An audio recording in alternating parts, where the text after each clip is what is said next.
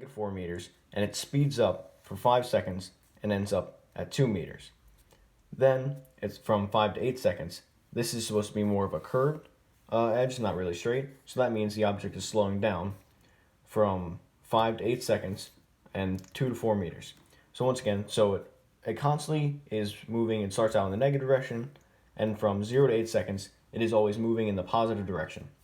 Now, from 0 to 5 seconds, it is increasing its speed, reaches 2 meters, then once it reaches 2 meters in 5 seconds, it decreases its speed, and then it reaches 4 meters. After this, the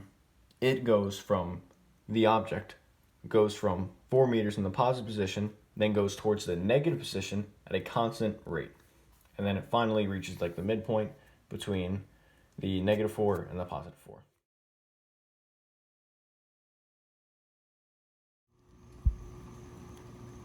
Start.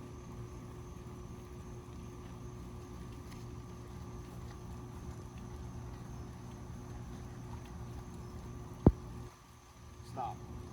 Bit better camera quality on this one because my phone died, so I've got to use my dad's phone. But either way, so the original graph, the displacement versus time, shows a constant increase in velocity. So the slope of a displacement versus time graph is velocity. So the slope is constantly increasing, which is why in the beginning, the velocity versus time graph, the slope is constantly increasing. Then the slope is constantly decreasing. Again, on the displacement versus time graph, the slope is velocity. It is constantly decreasing, so forget this, that doesn't exist. The slope constantly decreases. Now, finally, the slope now is negative, and it is a constant, slope on displacement versus time, so it'll just be a constant straight line at a -2 value, which is what it is here, on the velocity versus time graph. Once again, the slope of displacement versus time is velocity, so constantly increasing, constantly increasing, constantly decreasing, constantly decreasing. The slope stays the same, the slope stays the same.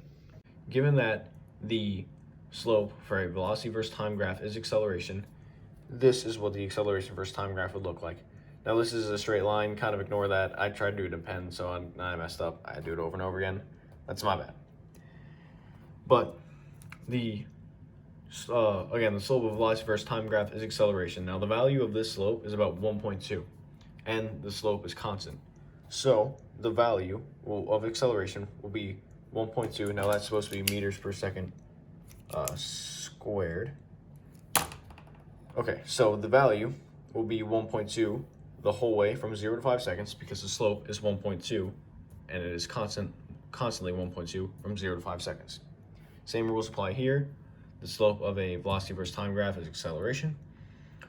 So the acceleration stays at a constant value of -0.67 because the slope stays at a constant value of -0.67. And that is why right here you have a straight line at -0.67 constantly from 5 to 8 seconds, just like this one is 5 to 8 seconds. Now from 8 to 10 seconds, the slope is 0.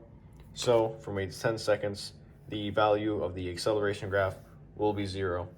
Once again, all these slopes are constant, all these slopes are constant, and then you take the derivative of it. That's more calculus, but whatever. You take the derivative of that, they would be 0, which is why all these slopes are 0, and all of them stay constantly values. 1.2 is the value right there, constant 1.2, -0.67, -0.67, 0, so 0.